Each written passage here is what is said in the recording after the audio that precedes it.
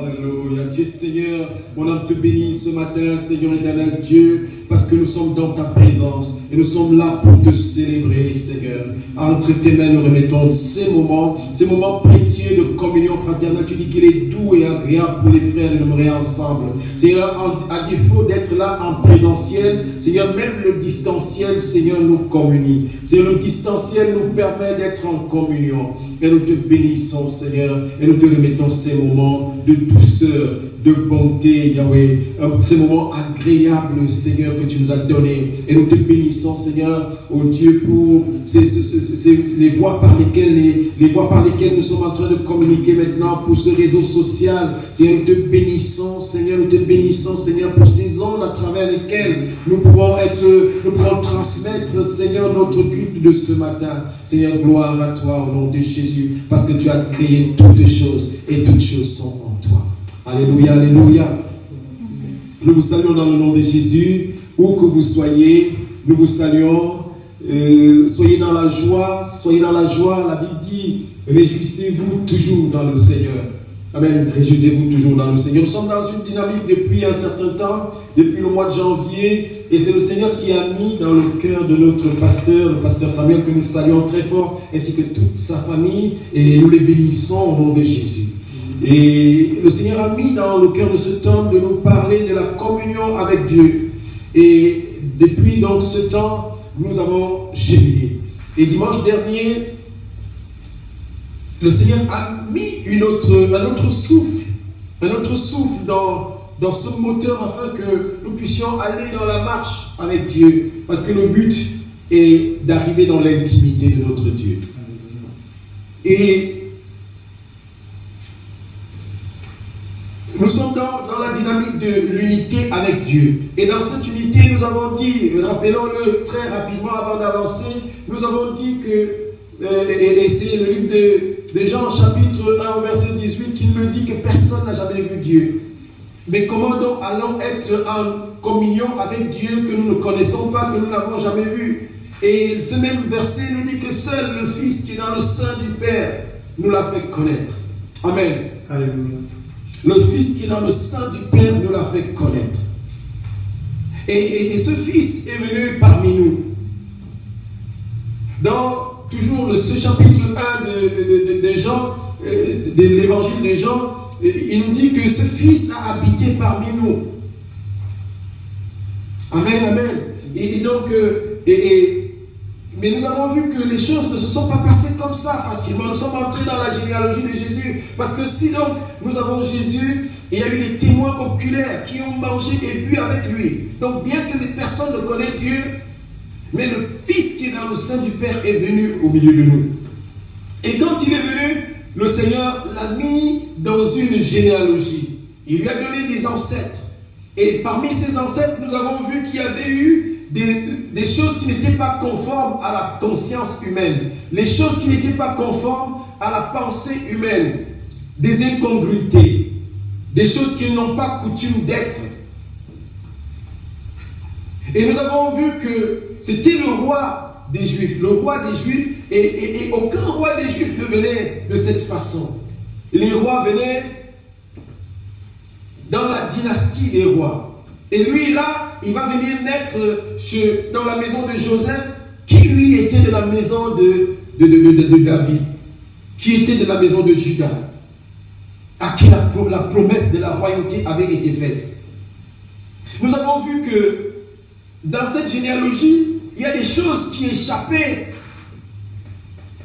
à la compréhension des hommes, notamment des pharisiens, qui étaient des docteurs de la loi, qui portaient la loi, qui avaient la connaissance de la parole et qui même avaient la prophétie dans leur livre, mais qui ne parvenaient pas à sonder les temps ni les Écritures avec l'Esprit de Dieu pour comprendre.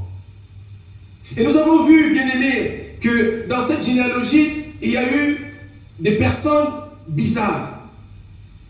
Il y a eu Judas lui-même qui a commis une infamie avec sa belle-fille Tamar.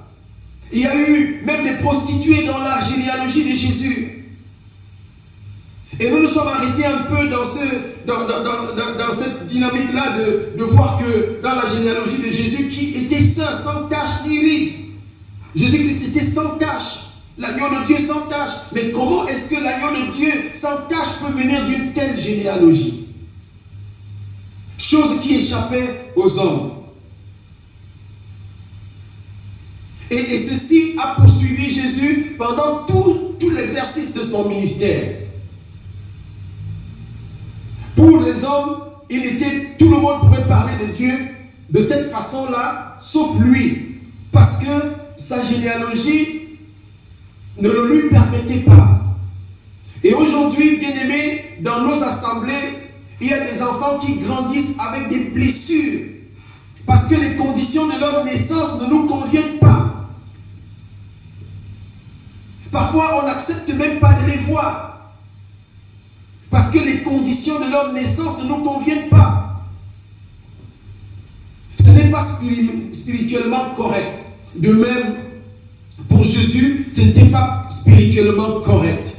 Sa façon de venir. Et donc, il n'avait pas l'approbation des hommes, il n'avait surtout pas l'approbation des sacrificateurs. Les sacrificateurs, les scribes, les pharisiens, ceux-là même qui devaient le recevoir, jamais ne l'ont reçu. Parce que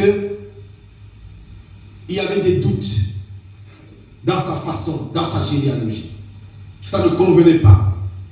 Nous avons dit qu'il y avait ce qu'on appelle dans le monde aujourd'hui le politiquement correct.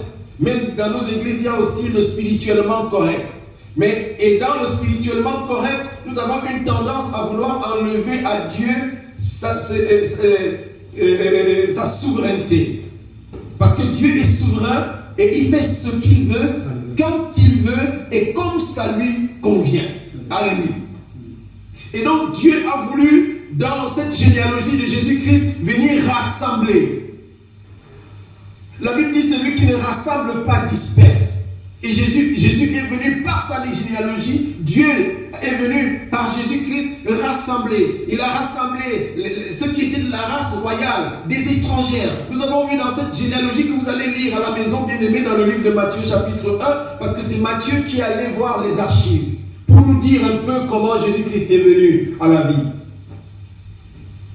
Et donc nous avons vu cela. Et nous avons vu aussi que quand est venu le moment où Jésus-Christ devait naître, une vierge, Marie, qui n'avait rien demandé et qui observait la loi d'Israël parce qu'elle était de bonne famille, elle était de la maison d'Aaron, elle avait rencontré un homme de la maison de Judas en la personne de Joseph, et les deux étaient des hommes de bien. La Bible nous dit que Joseph était un homme de bien, et Marie aussi, d'ailleurs. Et c'est d'ailleurs la raison pour laquelle l'ange, Dieu va mandater un ange pour venir lui dire, écoute, tu es béni, parce que Dieu t'a choisi. Amen. Et moi je me suis posé la question, n'y avait-il pas une autre jeune fille en Israël qui n'était pas fiancée? Dieu savait très bien que Marie allait avoir des problèmes. Parce que le pasteur nous a dit dans le livre de Deutéronome chapitre 22, les conditions qui régissaient l'union entre une jeune fille vierge et un jeune homme en Israël. Et ce n'était pas facile. Mais la Bible nous dit que l'ange est venu voir, dans le livre de Luc, vous pouvez le voir, l'ange est venu voir Marie et lui a dit, écoute, tu es bénie, Dieu t'a choisi. Dieu t'a choisi, tu vas porter le Seigneur.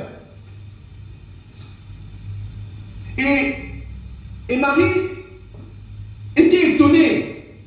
La Bible dit qu'elle était étonnée de ce que pouvait lui valoir une telle salutation. Et Marie a accepté, bien qu'elle savait le risque qu'elle courait. Dans la parole, dans la Bible, les hommes qui ont accepté la volonté de Dieu comme ça sont rares. Les hommes qui ont accepté la volonté de Dieu comme ça d'un coup sont rares. Très souvent, nous fuyons. Nous avons vu Jonas qui est en train de fuir même. Et Dieu est obligé d'aller l'attraper là-bas sur le chemin de Tarsis là-bas. Au lieu d'aller à Ninive, il emprunte les bateaux qui sont à Tarsis parce qu'il fuit Dieu.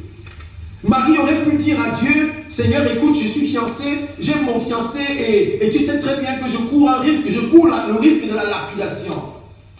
Marie courait le risque de la lapidation aux portes de la ville. Mais à cause de la grandeur, de la révélation qui lui avait été faite, elle a accepté cela.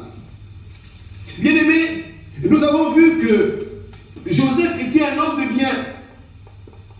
Mais Joseph n'a pas voulu porter l'opprobre de Marie.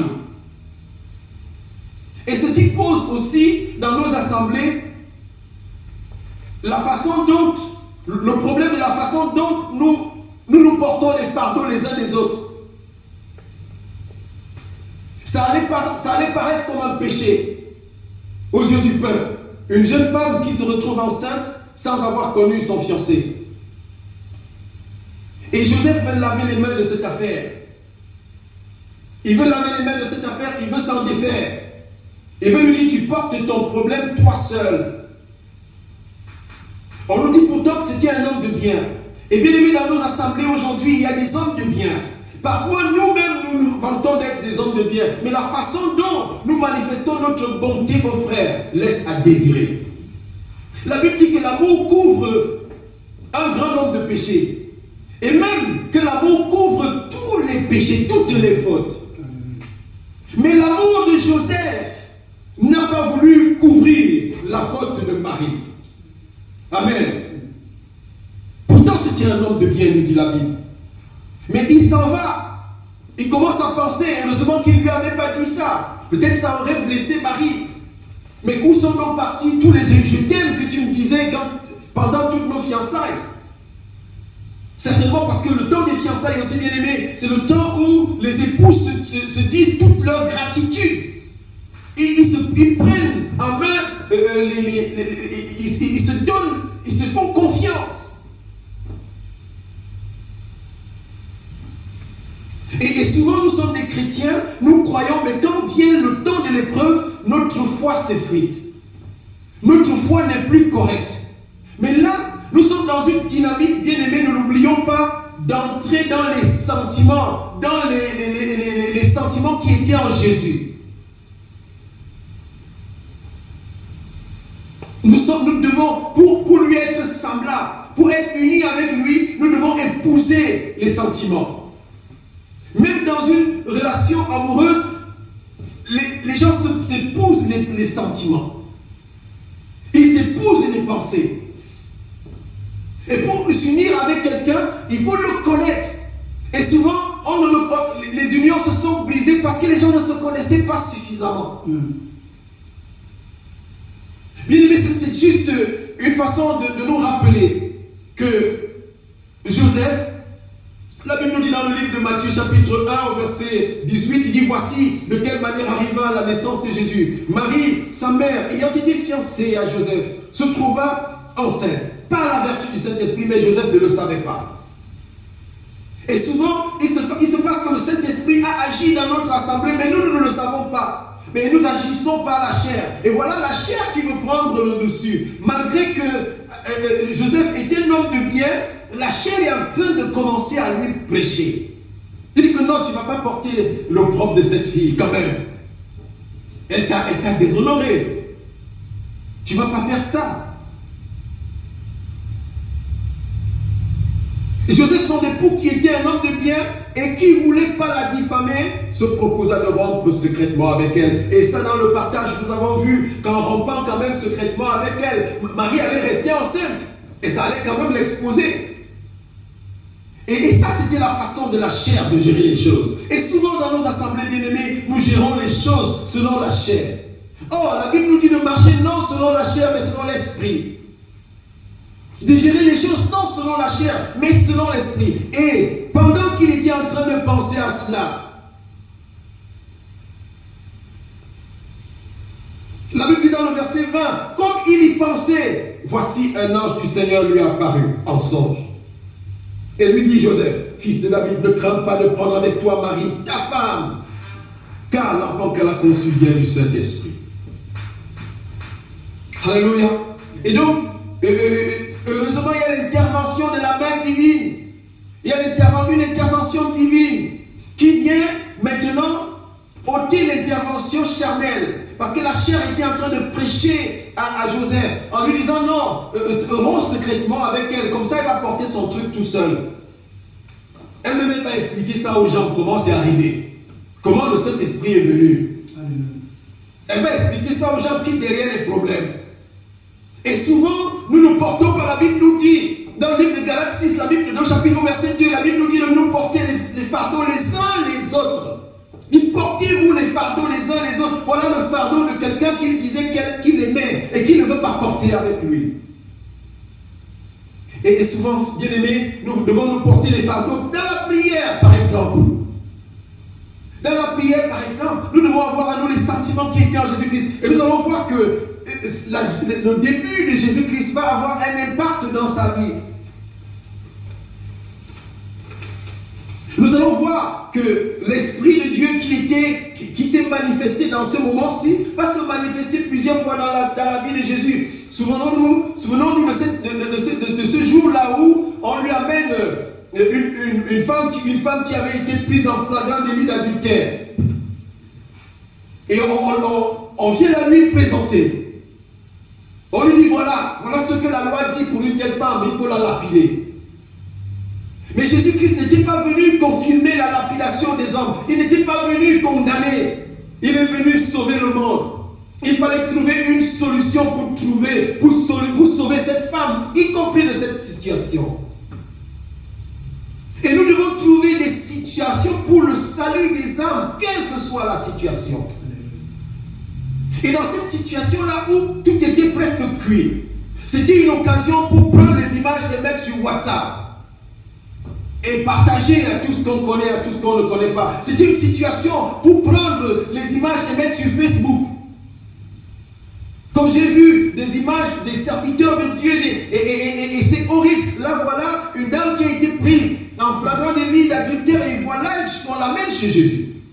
Et il faut que Jésus trouve une solution pour sauver cette femme. Vous voyez, le salut de cette femme ne consiste pas seulement à la tirer de la lapidation, mais à la sauver pour la vie éternelle. Nous ne devons pas chercher le salut immédiat, qui consiste à tirer les hommes des situations ponctuelles, mais nous devons chercher le salut éternel. Amen, amen. Et donc, voilà l'ange Gabriel qui vient parler maintenant à Joseph. Et il dit non, n'expose pas cette femme. Parce qu'en la laissant quand même, elle sera exposée. Elle sera exposée, comment ça va se faire? Bien aimé, et donc voilà comment Joseph va prendre, et même Dieu va lui révéler le nom de l'enfant. Parce que dans les prophéties, il avait été donné des attributs au nom. Les attributs. Et nous l'avons vu dans le livre de Ésaïe chapitre 7, du verset 10 au verset 14. Là-bas, vous pouvez lire à la maison. La prophétie que la jeune fille allait tomber enceinte et que l'enfant qu'elle allait enfanter allait être appelé Emmanuel, c'est-à-dire Dieu parmi nous. Et dans le livre d'Ésaïe, toujours au chapitre 9, au verset 7, il y a d'autres attributs qui lui sont donnés, qui sont des attributs de noblesse. Et donc, la question qu'on doit se poser, au vu de toute cette généalogie, au vu de la façon dont il allait naître, et c'est clair que les hommes doutaient un peu de l'origine de Jésus. Surtout quand un tel homme peut se prévaloir être le Messie. Même pas les rois viennent de cette façon. Comment le Messie qui vient sauver le monde va venir de cette façon? Et du coup, les gens qui ont vécu l'enfance de Jésus le méprisaient. Et la Bible nous dit ça dans le livre d'Ésaïe chapitre 53, qu'il était méprisé de tous. Il était méprisé et abandonné de tous. Pourquoi ne pas être méprisé quand même pas les rois de la terre venaient comme ça, même pas les rois d'Israël venaient de cette façon? Mais Jésus-Christ va grandir avec ses ces paroles-là, qu'il entend aussi. Jésus-Christ entend cela, il entend ces paroles. Bien qu'à sa naissance, il y a eu des choses qui se sont manifestées. On a vu un ange qui est venu avec la multitude des armées célestes et qui se sont mélangés aux bergers et qui ont commencé à célébrer Dieu. Ça, c'était quand même spécial pour un enfant qui naît dans une généalogie comme celle-ci. Jamais on n'avait entendu qu'un enfant est né comme ça. Jamais on n'avait entendu ça. Mais ça devait laisser voir des signes, mais personne ne les avait perçus. Personne n'avait perçu ces signes. Et puis, Jésus-Christ va grandir avec ses parents. Il est d'une certaine intelligence, d'une certaine sagesse. La Bible dit que Jésus-Christ croissait en stature, en sagesse et en grâce devant Dieu et devant les hommes. Tout le monde était témoin de ses progrès, qui étaient extraordinaires. Mais même jusque-là, ça laissait les autres à 37. Jusqu'au jour où Jésus-Christ va être baptisé. Et le jour où il va être baptisé, la Bible dit que l'Esprit de Dieu est venu sous la forme d'une colombe. Mais jusque-là, ça laisse les gens à 37. Mais c'est notre Seigneur, celui avec qui nous devons être unis. Voilà comment il est venu. Bien aimé, nous pouvons avoir des gens dans nos assemblées que nous méprisons. Mais bien aimé, c'est par eux que Dieu va passer pour faire des choses extraordinaires. Et nous devons avoir la révélation. Nous devons avoir la révélation. Et le Seigneur est venu aussi, c'est un sentiment qui doit nous habiter, le sentiment de révélation. Et qui a la possibilité d'avoir le sentiment de révélation? C'est celui qui reste proche du Seigneur, qui ne s'éloigne pas de lui, qui ne marche pas selon le conseil des méchants et qui ne s'assoit pas sur le chemin des moqueurs. Celui-là a la révélation. Parce que tu ne peux pas avoir la révélation étant moqueur, bien-aimé. Dieu ne marche pas comme ça.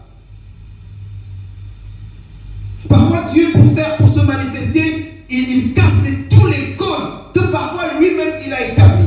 Parce qu'il est Dieu, il est souverain. N'enlevons pas la souveraineté à Dieu. Alléluia. Et, bien aimé, il fallait avoir la révélation. C'est pour ça que Jésus-Christ, quand il a déjà choisi ses disciples, il leur demande.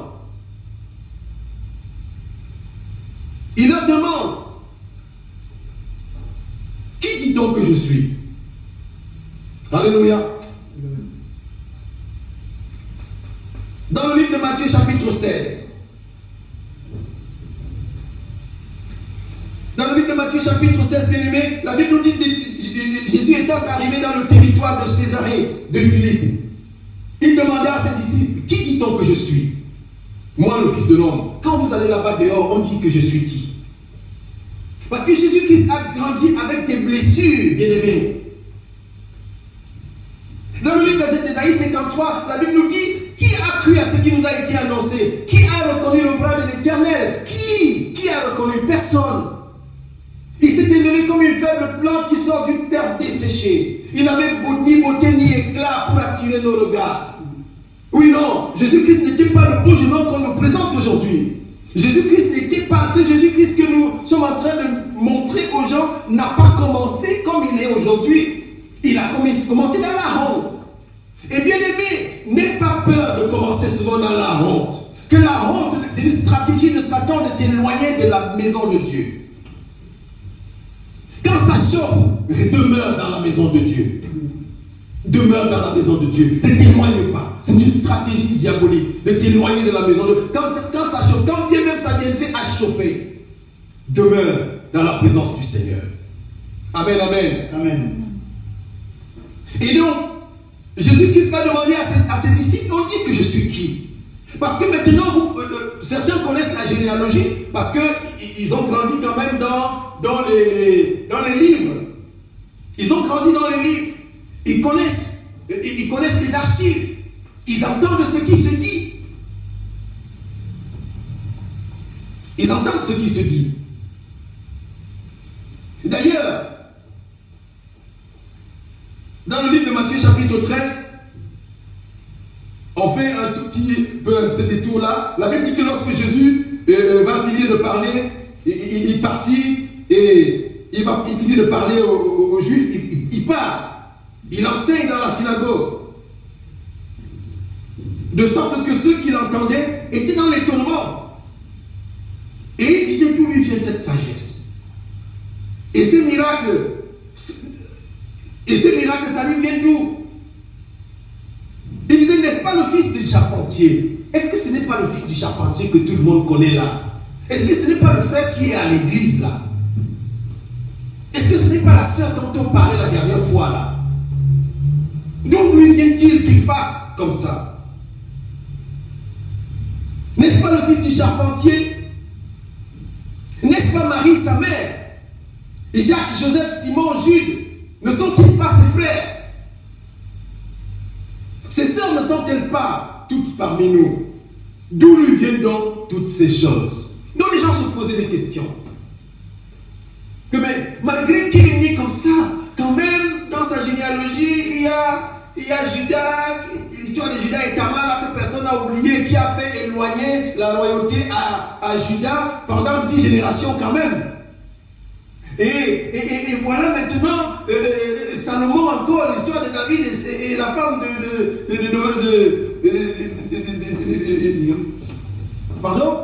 la femme d'Uri, merci, l'histoire de David et la femme d'Uri qui se glisse encore dans sa généalogie. Et en plus, là-dedans, il y a Rahab, la prostituée. Rahab, la prostituée, mais tout le monde sait ça. Mais non, personne ne veut le regarder. Avec tout ça, il n'a rien de bon pour attirer les regards. Surtout spirituellement parlant. Surtout spirituellement. Mais cependant, alléluia, c'était le Sauveur. Et il pose la question à ses disciples, qui dit donc que je suis? On dit que je suis qui? Et ils lui répondent. Les uns disent que tu es Jean-Baptiste, d'autres disent que tu es Élie, d'autres disent que tu es ou un autre, ou Jérémie, ou l'un des prophètes. Et maintenant il va leur demander, vous alors maintenant qui êtes avec moi tous les jours, vous dites que je suis qui? Vous connaissez ma généalogie, vous connaissez les conditions dans lesquelles je suis né. Vous savez tout ce qu'on dit en Israël en ce qui me concerne. Qui dites-vous que je suis? Et là encore, il fallait la révélation. Silence radio. Aucun disciple ne parle. Silence radio. Mais, vous savez, moi j'ai besoin de vous dire quelque chose quand même. Parce que quand les disciples répondent comme ceci à Jésus, ils disent, certains disent que tu es Jean-Baptiste ou Élie ou Jérémie ou l'un des prophètes. Et Jésus n'ignore pas ce qu'on dit de lui dans la ville. On dit de lui qu'il est un mangeur, un buveur, un ami des publicains et des prostituées et des gens de mauvaise vie. Ça, c'était la réputation de Jésus. Ça, c'était notre Seigneur avec qui nous devons nous unir. Celui qui est venu nous montrer la voie qui mène au Père. Et ça, c'est le vrai Jésus. Et Jésus va lui poser la question. Il pose cette question de façon intentionnelle. Il sait ce qu'on dit de lui. Et quand les disciples lui disent ça, les disciples ne veulent pas le blesser. Les disciples ne veulent pas lui dire que Seigneur, on nous dit souvent ceci, que tu es ceci ou cela. Les disciples ne veulent pas lui dire ça. Parce que quand même, les disciples ont senti en lui quelque chose. Un jour, il leur a demandé, pourquoi vous ne partez pas? Et ils lui ont dit, Seigneur, à qui d'autre irons-nous? Toi, tu as les paroles de la vie. Il avait les paroles de la vie. Et il n'avait pas seulement les paroles de la vie, il avait la vie parce qu'il a donné pendant qu'il était avec ses disciples. Il a donné la vie. Il a restitué des vies. Nous venons de parler de la prostituée tout à l'heure, du moins de la femme adultère tout à l'heure, qui est passée au bord de la lapidation. Jésus a quand même trouvé un moyen. Un moyen de la sauver. Donc, quelle que soit ta situation, bien-aimée, quelle que soit la situation dans laquelle tu te trouves, quelle que soit la lourdeur des fautes commises, notre Seigneur a toujours un moyen pour te sauver. Il a un moyen pour te sauver. Ne te dis pas que tout est fini pour toi. Alléluia. Viens à Jésus. Viens à Jésus. Ce n'est pas une femme. Amen. Et après donc, quelqu'un va quand même être touché, il va être visité. Quelqu'un va être visité. Il dit, et vous dites que je suis qui? Et Simon, Pierre, lui répondit, tu es le Christ. Tu es le Fils du Dieu vivant. Parce que eux, ils n'étaient pas là au jour où Jésus-Christ a été baptisé. Où une voix est sortie du ciel. Parce que la colombe n'est pas seulement venue ce jour-là. L'Esprit de Dieu, la Bible dit que l'Esprit de Dieu est venu sous la forme d'une colombe, s'est posé sur Jésus. Le ciel s'est ouvert et une voix s'est laissée entendre en ces termes. Celui-ci est mon fils bien-aimé en qui j'ai mis toute mon affection. Mais eux, ils n'étaient pas là. Mais d'où lui vient donc de répondre comme ça? Et il lui dit, Simon, fils de Jonas, ce ne sont pas la chair et le sang qui t'ont révélé cela, mais mon Père, c'est mon Père qui est dans les cieux. Il dit, et moi je te dis, tu es Pierre, et que sur cette pierre je bâtirai mon église, et que les portes du séjour des morts ne prévaudront point contre elle. Il dit, je te donnerai même la clé du royaume des cieux, en sorte que ce que tu lis sur la terre soit lié au ciel. Amen. Amen.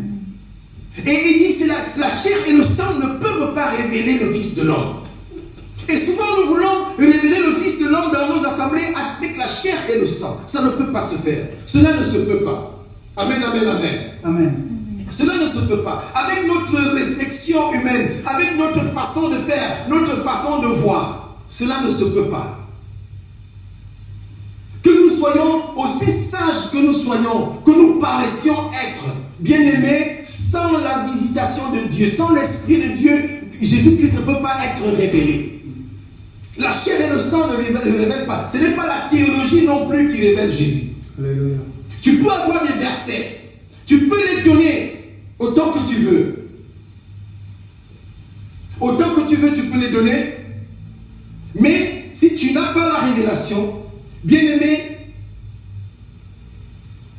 tu ne peux pas avoir la révélation du Christ.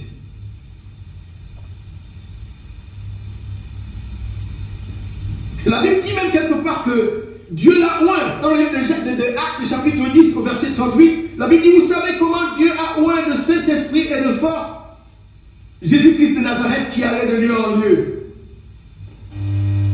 et qui faisait du bien et il guérissait tout ce qui était sous l'emprise de Satan. Alléluia. Amen. Donc il était un homme oint. Malgré qu'il portait toute cette réputation, c'était un homme oint. Il était oint de Saint-Esprit. Et il félicite ici Simon Pierre. Et lui dit, tu es béni parce que ce n'est pas la chair et le sang qui t'ont révélé ces choses. Et comment donc un homme comme ça, qui était peint de cette façon-là, va dire qu'il est le Messie? Mais pourtant il était le Messie. Alléluia. C'était de lui qu'il était question. D'ailleurs, il le dit dans le livre de Luc, il dit, c'est de moi qu'il est question dans le rouleau du livre, dans le livre d'Hébreu encore. Pardon, plutôt, il dit que c'est de moi qu'il est question dans le rouleau du livre. Et Jésus, lui-même, il révèle aussi, dans l'Ancien Testament, il révèle à Salomon sa généalogie spirituelle. Parce que, avant ceci, avant la visitation de Pierre, personne n'avait encore eu la révélation parmi les disciples.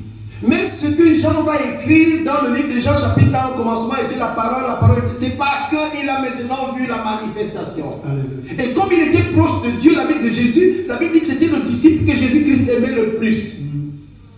Et quand Jésus-Christ, quand il y a une communion comme celle-là entre Jésus-Christ et toi, il te révèle des choses. Et il va dire dans le livre de Jean, chapitre 1, à partir du verset 1, il va dire au commencement était la parole. La parole était avec Dieu, elle était Dieu. Alléluia. Et il va continuer en disant que toutes choses ont été faites par elle et rien de ce qui a été fait n'a été fait sans elle. Mais ce n'est pas seulement cela. Jésus-Christ n'était pas seulement la parole. Amen. Parce que la Bible me dit quelque chose d'autre. Extraordinaire. La parole de Dieu.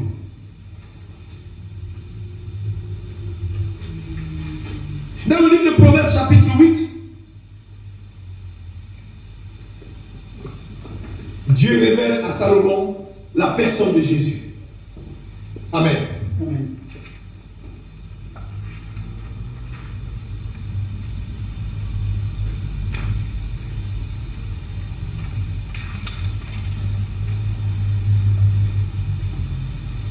Et Dieu se révèle à Salomon. Il lui révèle la personne de Jésus. Et il lui fait comprendre que la personne de Jésus n'était pas seulement la parole, c'était la sagesse aussi.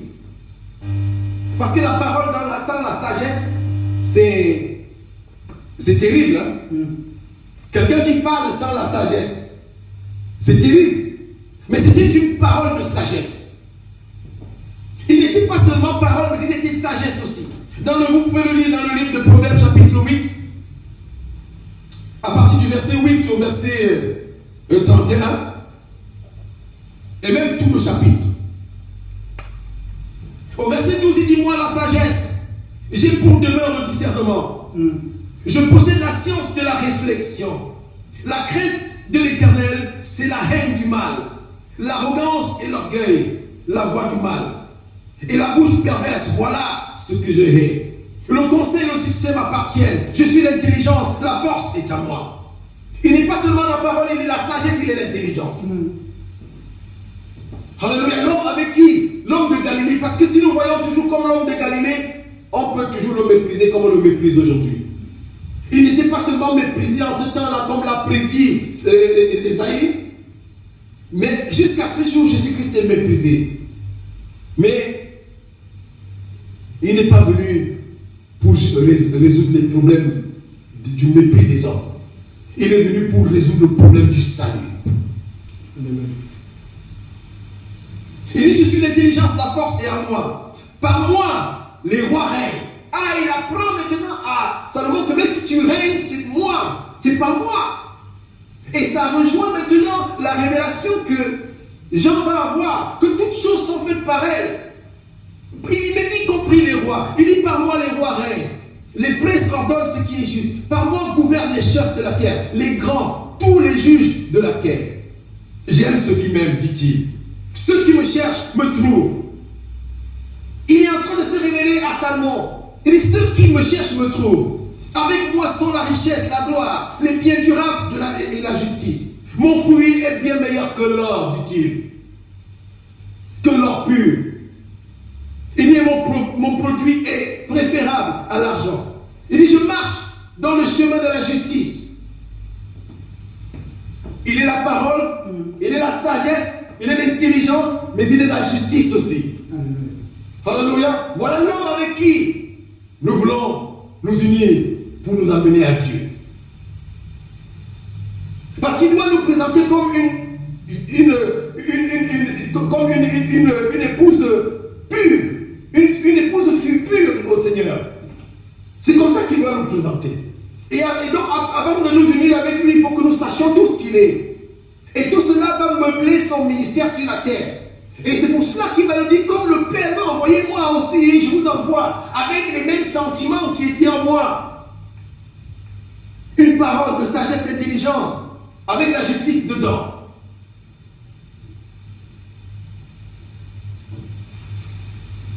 Alléluia. Il dit: je marche dans les sentiers de la justice, au milieu des sentiers de la droiture, pour donner des biens à ceux qui m'aiment et pour remplir leur trésor. Il dit: l'Éternel m'a créé la première de ses œuvres. Alléluia. L'Éternel m'a créé la première de ses œuvres, avant ses œuvres les plus anciennes. J'ai été établi depuis l'éternité. Jésus-Christ est en train de donner sa généalogie maintenant.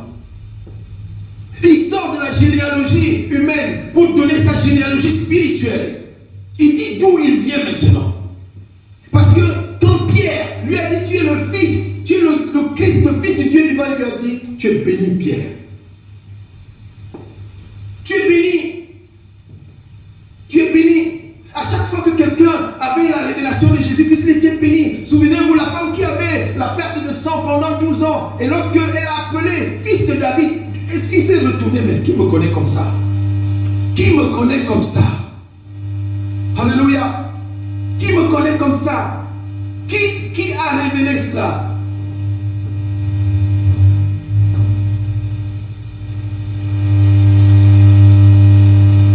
Qui a révélé cela? Qui te l'a révélé? Comment tu me connais comme ça?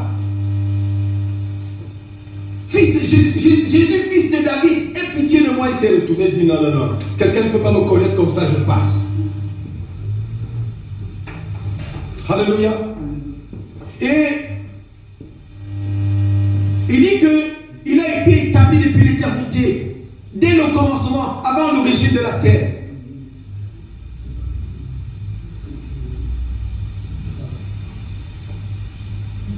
Il dit j'ai été établi dès le commencement, avant l'origine de la terre. Il dit je fus enfanté quand il n'y avait point d'abîme.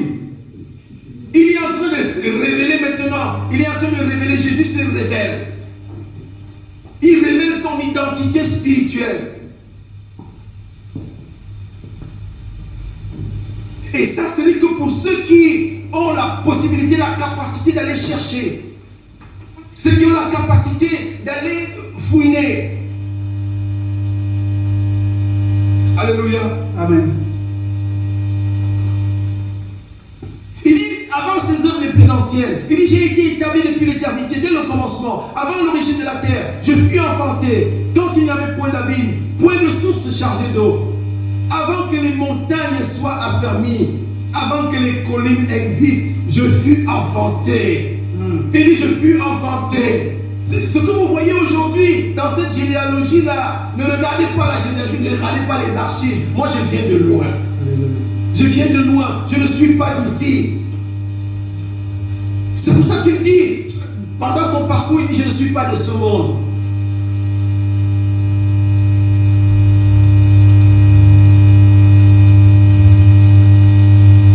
Alléluia. Amen. Il dit, il n'y avait encore ni terre. Il n'y avait encore ni terre, ni les campagnes, ni les premiers atomes de la poussière du monde.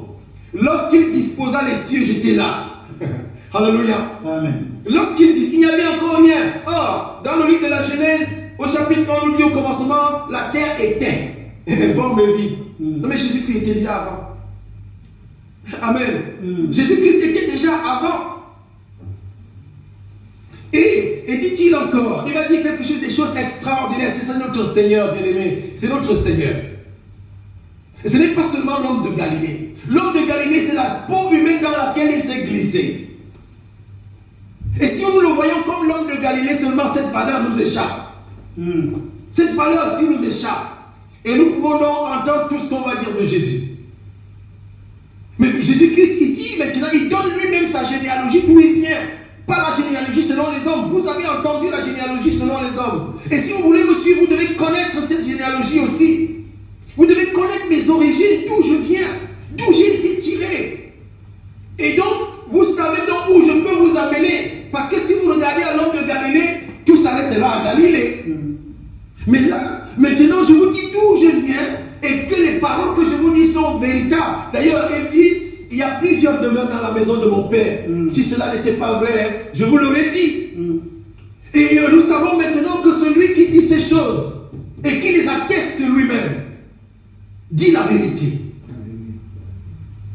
Et c'est celui-là avec qui nous devons nous unir. Et c'est celui-là dont nous devons épouser les pensées. Il dit, ayez en vous les pensées, les sentiments qui étaient en Jésus-Christ. Il connaissait ses origines. Et nous devons connaître ces origines-là pour mieux cheminer avec lui. Parce qu'il ne faut pas que le jour où il nous dit allons à la maison, allons dans mon village, que tu arrives et que tu lui dises non, ce n'était pas prévu dans le contrat. Parce que les hommes se marient souvent comme ça avec les femmes, et maintenant quand vient le temps de la retraite et qu'il doit rentrer au pays, elle lui dit non, ça s'arrête ici. Parce que ce n'était pas dans le contrat. Mais notre contrat, c'est pour l'éternité. Amen. Amen. Le contrat que nous avons, que Jésus-Christ est venu, et c'est un contrat d'assurance. Alléluia. Une assurance. La Bible dit que l'assurance que nous avons auprès de lui. Et c'est un contrat d'assurance.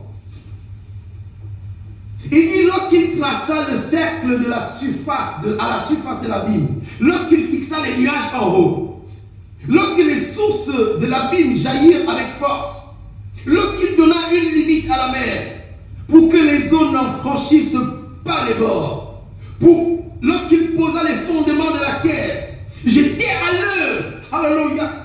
Il dit j'étais à l'œuvre. Il dit que lorsque Dieu faisait cela, j'étais à l'œuvre. Et donc la révélation des gens est vérifiée. Elle est vérifiée. Jean dit que toutes choses ont été faites par elle. Et rien de ce qui a été fait n'a été fait sans elle. Et ce n'est pas une parole en l'air. Parce que nous trouvons son accomplissement.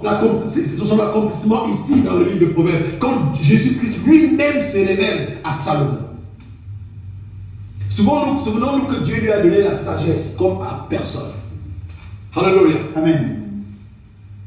Dieu lui a donné la sagesse comme à personne. Il dit, j'étais à l'œuvre auprès de lui et je faisais tous les jours ses délices, jouant sans cesse en sa présence, jouant sur le globe de sa terre, en trouvant mon bonheur parmi les fils de l'homme. Alléluia. L'évangéliste Hébé dit souvent Dieu nous a créés premièrement dans l'éternité de Dieu, avant que nous fassions notre apparition sur cette terre. C'est pour ça que Dieu peut dire à Jérémie, il dit avant que ta maman t'eût conçu, je te connaissais. Je t'avais même déjà établi. Donc quand tu viens discuter avec moi ici, mais ce n'est pas une histoire que tu peux discuter ici, c'est depuis longtemps. C'est depuis longtemps, ma soeur. Mon frère, c'est depuis longtemps. Tu te connais. Et quand il t'appelle aujourd'hui, c'est parce qu'il sait quel est le projet qu'il a fait depuis la fondation du temps pour toi. Amen. Amen.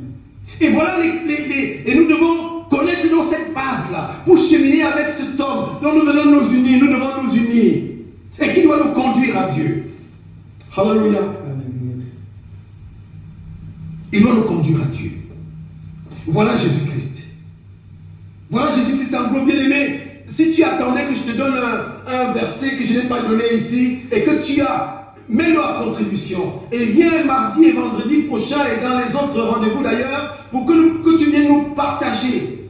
Tu peux te connecter sur notre réseau Zoom, sur notre page Facebook. Tous les mardis et vendredis, et il y a le lien qui t'est donné 10 minutes avant le début de la réunion. Et les réunions commencent à 19h. Tu peux venir et tu peux venir nous apporter ta contribution. Je ne suis pas venu ici tout te donner. Je n'ai pas la prétention de tout connaître. Mais bien aimé, je veux ouvrir tout simplement une fenêtre dans ta tête, dans ton esprit. La Bible dit que la foi vient de ce qu'on entend. Et moi je dis souvent la foi vient de ce qu'on entend, ou alors ce qui retentit dans notre cœur quand nous écoutons la parole de Dieu. Parce que la Bible dit que la voix vient de ce qu'on entend, et ce qu'on entend vient de la parole de Dieu.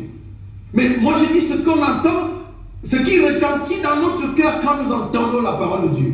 Et si ton cœur bouillonne à l'intérieur de toi ce matin, prends ces moments, viens au partage sur Zoom et viens partager avec nous. Ce sera une expérience extraordinaire pour le peuple de Dieu. Alléluia. Notre Seigneur est merveilleux. Notre Seigneur est merveilleux. Et l'extraordinaire dans cette histoire, c'est que, comme nous dit le livre de 2 Corinthiens, au chapitre 7, il dit que Dieu était en Jésus-Christ au verset 20. Il dit que Dieu était en Jésus-Christ réconciliant le monde avec lui-même. Dieu lui-même était en Jésus-Christ. Et nous avons vu que Dieu l'a oint. Dieu l'a oint depuis le jour. Et ça, c'était selon les hommes. Depuis le jour de son baptême. Mais Dieu était avec lui. Depuis tout petit, il faisait déjà des miracles. À Cana, il a transformé de l'eau en vin. Et sa maman a dit aux gens, écoutez ce qu'il va vous dire de faire, faites ce qu'il va vous dire de faire. Et quelque chose est venu, avant que nous arrêtions, bien aimés, quelque chose est venu dans ma pensée, lorsque j'étais en train de vous parler. Il y a Élisabeth. Élisabeth, lors de la visitation de Marie à Élisabeth au 6e mois de la grossesse d'Élisabeth, Élisabeth ne la blâme pas. Oh, comment tu es tombée enceinte? Qu'est-ce qui s'est passé? Élisabeth commence à célébrer le Seigneur. Élisabeth célèbre le Seigneur. Parce que tout de suite, elle est touchée par l'Esprit. Alléluia. Amen. Elle est touchée par l'Esprit. Bien-aimés, nous avons essayé comme ça de partager sur la généalogie de Jésus-Christ la version spirituelle. C'est Dieu lui-même qui l'a oint. Et il fallait en avoir la révélation. Et ce n'était pas seulement pour ce temps-là. Même maintenant, il faut en avoir la révélation. Parce que la chair et le sang ne peuvent pas donner Jésus. La chair et le sang ne peuvent pas révéler Jésus. Si tu veux la révélation de Jésus, ne viens pas avec des préjugés de connaissances, trop de connaissances. Ne viens pas avec la lettre parce que la lettre tue. Mais viens avec l'esprit parce que l'esprit te vivifie. L'esprit te donne la vie. L'esprit va te transformer et tu auras une meilleure connaissance. Et nous allons voir maintenant, bien après, dans les prochaines occasions, le Seigneur nous permettant. J'aurais aimé vraiment avoir beaucoup plus de temps. Nous allons voir la marche de Jésus. Et comment nous devons épouser la marche de Jésus. Parce que nous ne nous quittons pas, nous avons dit, le livre de Philippiens chapitre 2, du verset 5 au verset 11. Il dit, ayez en vous les sentiments qui étaient en Jésus-Christ, lesquels, malgré qu'il savait tout ce qu'on disait de lui, de sa généalogie, de ses conditions de naissance, de tout ça, il a quand même eu les sentiments, il est venu sauver. Nous allons voir le salut, parce que c'est la première chose que Jésus-Christ est venu donner. Le temps est court, nous ne pouvons pas le voir maintenant. Venez, soyez connectés les prochaines occasions. Nous allons voir comment Jésus-Christ est venu et comment est-ce qu'il est venu apporter le salut. Et ce salut-là, c'est quoi? Nous allons voir. Et qu'est-ce que nous pouvons faire par rapport au salut? Parce que Jésus-Christ n'est plus là maintenant physiquement, mais il nous a mandatés afin que nous puissions continuer cette œuvre de salut. Amen. Et à cette œuvre de salut s'accompagnent beaucoup d'autres choses. Et donc ce sont ces sentiments-là qui doivent nous habiter toute notre vie durant. Amen, amen, amen. J'espère que quelque chose s'est ajouté à vos connaissances aujourd'hui. Nous sommes tenus par les délais, par le temps. C'est un culte que nous célébrons et nous bénissons le Seigneur pour le peu de la parole que vous avez reçue. Trop parler, comme on dit au Cameroun, c'est maladie. On ne va pas trop parler aujourd'hui. Le peu que vous avez reçu, mettez-le à contribution. Faites comme les Juifs de Bérée, qui étaient plus sages et plus nobles de sentiments que ceux des Thessaloniques, et qui écoutaient avec empressement. Et j'espère bien que vous avez écouté avec empressement. Sinon, revenez sur la prédication et écoutez-la tranquillement et allez vérifier si ce qu'on vous a dit ici est vrai. Et la Bible nous dit que dans la suite, il y a eu beaucoup de conversions. Et le but est celui-là. Que vous soyez convertis. Que tous nous soyons convertis pour le jour du Seigneur. Amen. Amen.